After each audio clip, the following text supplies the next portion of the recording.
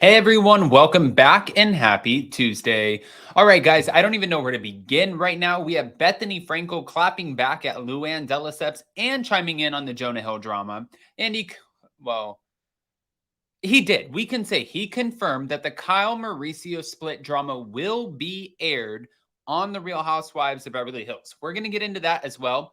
And then from there, we have the Roni taglines, which one of them I am obsessed with. Now, before we jump in, if you guys haven't already, go ahead, smash that like button. If you're not subscribed, get subscribed. Don't forget to hit that notification bell. And with that, let's jump right in. It's time for all your binge-worthy pop culture news.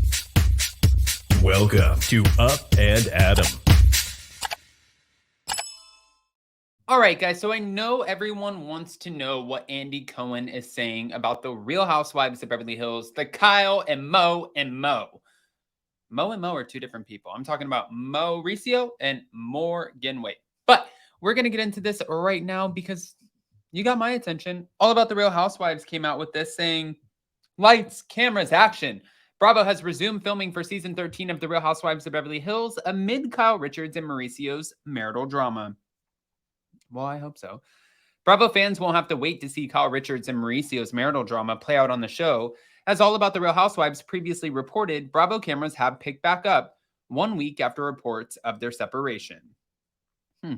Filming for season 13 of The Real Housewives of Beverly Hills officially wrapped in May, but Bravo took a page out of the Vanderpump Rules book and got the cameras back up and running. On Monday's episode of SiriusXM's Radio Andy Cohen teased that Kyle and Mauricio's marital drama will be featured on the show. I love this. He goes, what am I going to say to this? I want to say that this will be included next season of Beverly Hills in some way, shape, or form. That's all I'll say.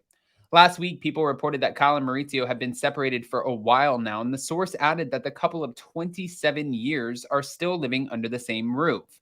They remain amicable as they figure out what's next for them and their family. I mean, him saying, and again, everybody, it's so funny because at this point, everyone's like, we're done. But you're not done because as soon as the show comes back out, everyone is going to be like, oh my gosh, I knew this. This was my conspiracy theory. I knew that Morgan Wade was her AA sponsor. Oh my God, I didn't think that was her girlfriend. I never thought that they were splitting. I knew they were split. Like, it's going to be all over the board. But the fact that he's confirming it will be on the show, I think that's good news for the viewers.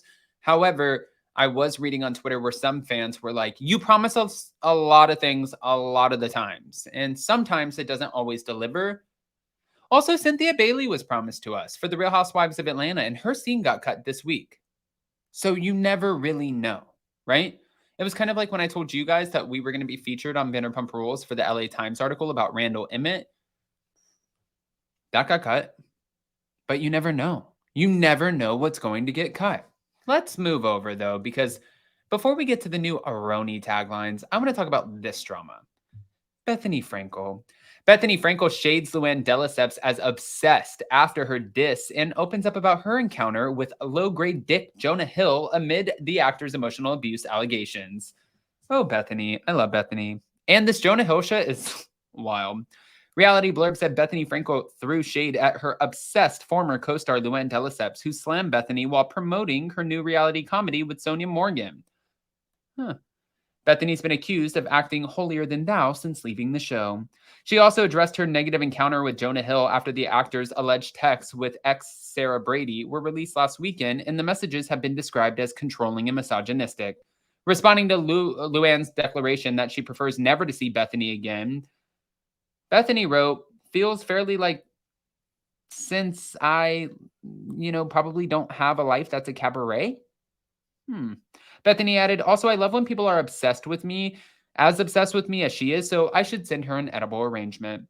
She claimed that Luann is consumed with her. It must be painful and challenging and really obsessive to be so fixated on someone else. Recently, the podcaster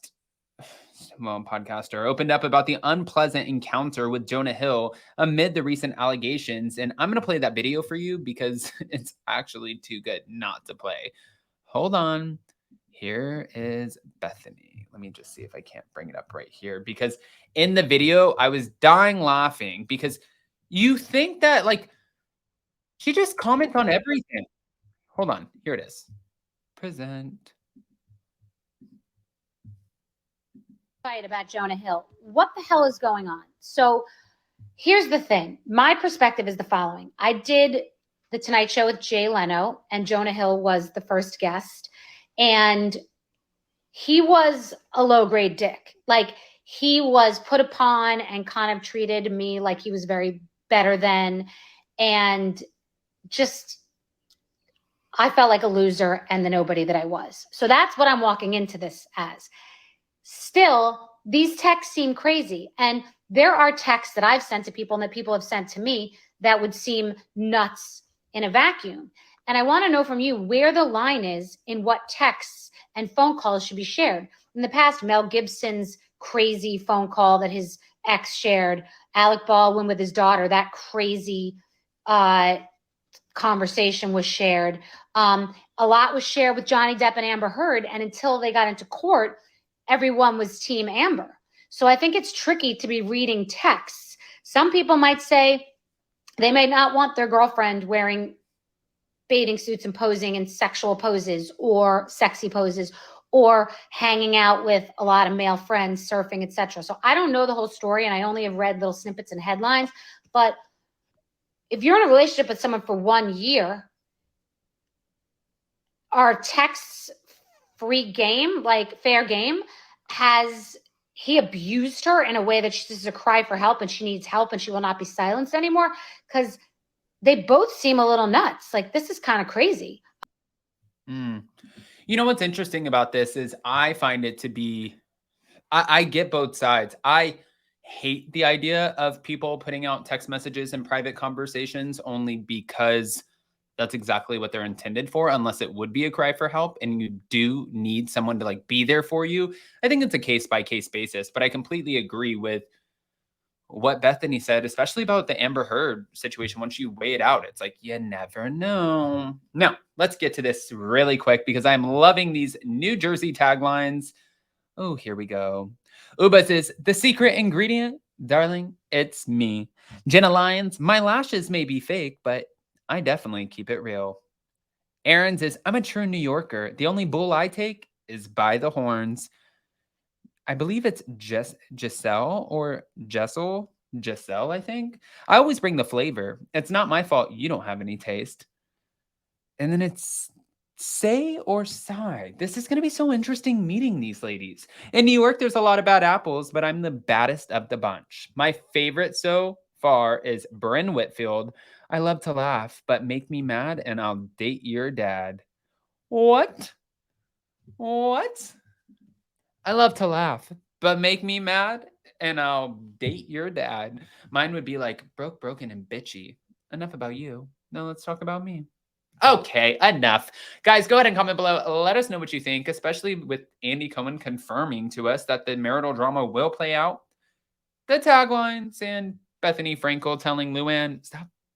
Or why are you so obsessed with me? Guys, comment below. Let us know, and we'll see you so very soon. Love you guys. Bye.